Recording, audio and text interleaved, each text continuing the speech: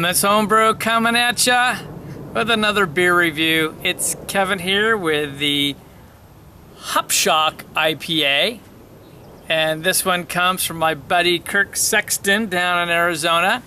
Thank you, Kirk. And wow, so I've not really had any Arizona beers, so this is a treat. This is an American West Coast IPA style, is what they say. It's 7% ABV, 85 IBUs, and it's really cool. They actually say what's in it. It's two-row wheat, caramel 80, Munich, and Victory. And for hops, they've got Columbus, CTZ, Amarillo, Nelson, Sauvin, and Zythos.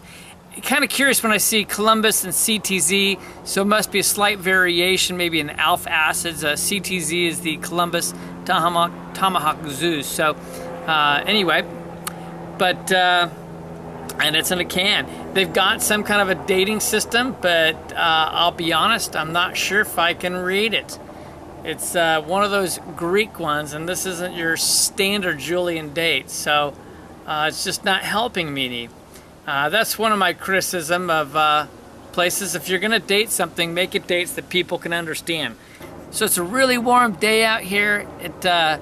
Here are poor Oregonians. I mean, we've been in the 60s, and suddenly it shoots up to 89 today.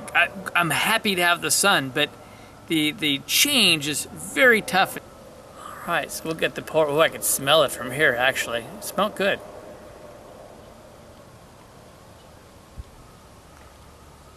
Yeah, I guess I do like that pop-top sound. That was nice. And this is a full one-finger head, maybe a little more. It's really kind of pillowy, really creamy-looking head. It's kind of an off-white, almost a yellowish color to it, which is kind of sweet. Very hazy. It's not just the glass. Yeah, it's quite hazy, murky, kind of almost a brownish orange color. And I've got a light, see if I get a little more through, but not really. That's a good description. Let's get a nose on this one.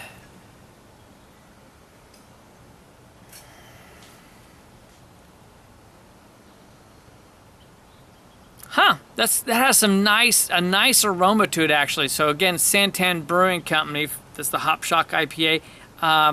Boy, I'm getting some fruit aromas, you know, a citrus aroma, sweet citrus. I think I got some tangerine on that, a little bit of orange. Oh yeah, definitely, most definitely. Maybe a hint of lemon, but more of the tangerine and the orange, and maybe some orange zest on that. A light bit of caramel, not a surprise since they have some caramel 80 in it. They got Munich and Victory, so you're gonna get some malt.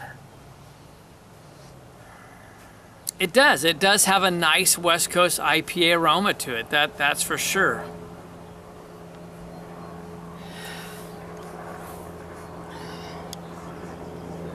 Not really getting pine. It may be a lightest hint of pine, but not a great deal of pine off of it, but more of the fruity aspect.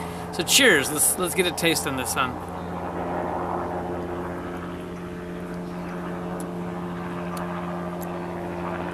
Wow, okay. Okay, the taste doesn't always follow the aroma, and that's kind of true for this one right here.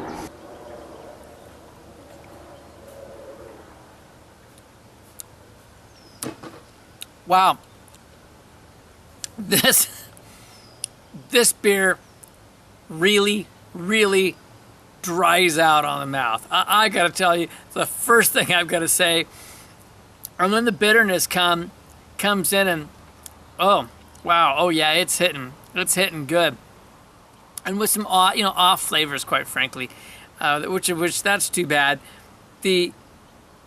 Some of those fruit flavors are there, but they're just a hint of them. They come and they go so quickly because this beer dries out really fast. Let me try some more.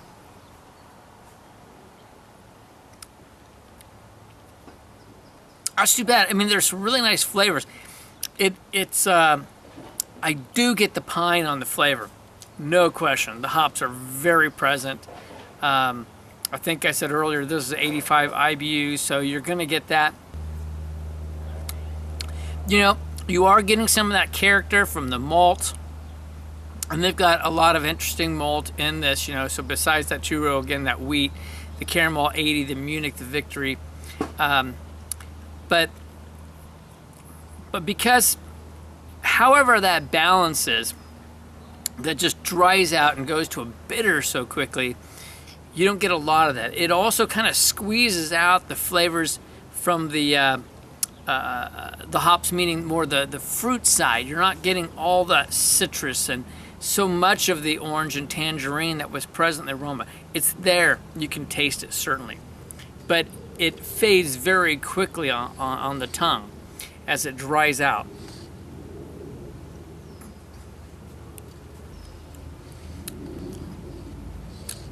I can't appreciate, I'm drinking it, kind of sipping in different ways and making it hit my throat in different manners. I do like that you got some nice resin flavors, you know. I mean, more on the resin side of the pine as opposed to pine needles per se. Really good in that aspect. And again, yeah, those orange flavors and tangerine flavors are there. Maybe a hint of grapefruit, but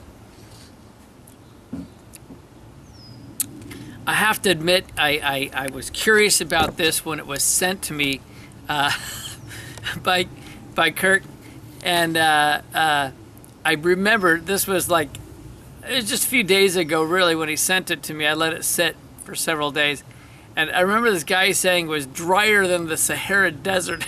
That just sticks out in my mind. But you know, he's right.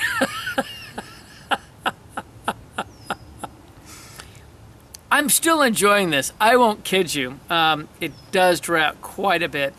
But there's some really pleasant flavors on it.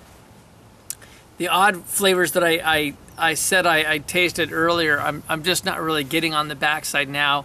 But this is I've been doing so many dark beers and big beers. This is a good break to get back into the IPAs. And a nice way to start. Leaves some nice lacing on the glass too, you might note. So ratings. All right, let me figure this one out and I'll be right back. All right, I've pondered it for a few minutes here, and I'm gonna enjoy my last sips of this one. And but I don't know what else to say. So for an American IPA, this is a B beer. I'm gonna give this an 86. It's very pleasant.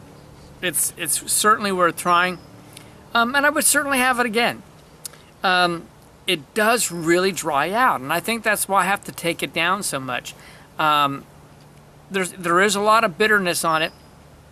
Probably attenuated it way down so that it could dry out so as much as it does. But it's also an enjoyable beer. It really has those qualities of a West Coast IPA, but they're just so hidden because of how much it dries out, is what I believe. Overall, it's about the same. You know, it's very close, I'd say. It's still a B beer on an overall. I could see some people just really loving this one. I'll admit, I have a bit of a sweet tooth at times.